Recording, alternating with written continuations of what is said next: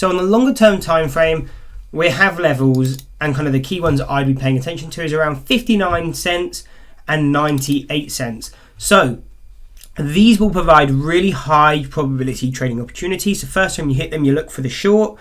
If it goes back to retest them, then you're waiting for that break above the level, come back to test it as a support, and if it holds, then we're looking to play direction.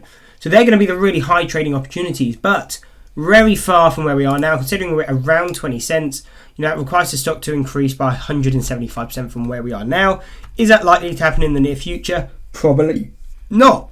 So how do we go about trading this then? So what we then look to do is really we just have to cut down the time frame.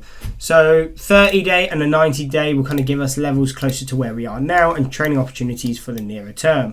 Again, I wouldn't do as much size on these because they're not as high probability, but they can still definitely provide opportunity. So we do have a resistance end at 23 cents. If we broke that, we have our next resistance at 31, going on to 33, going on to 40 cents.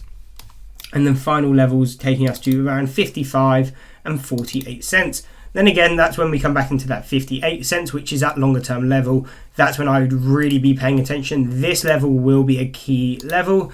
These, I mean, before here, you may be able to trade them just more as kind of a day trade, a bit of a scalp, but these 58s, you should be able to get a really good longer term trade on it. Now, if you end up falling in price, what are key supports? And we're looking at 15 cents, 12 cents, 6 cents as key supports. Again, if they push to the downside, you can just look for kind of the bounce on the first time you touch it. And again, once you're up maybe, you know, a few cents on the trade, you look to move your stock to break even and then look to kind of carry on playing direction. Now, to the downside, I wouldn't look to play direction. The reason for that is there's a lot more risk to the reward.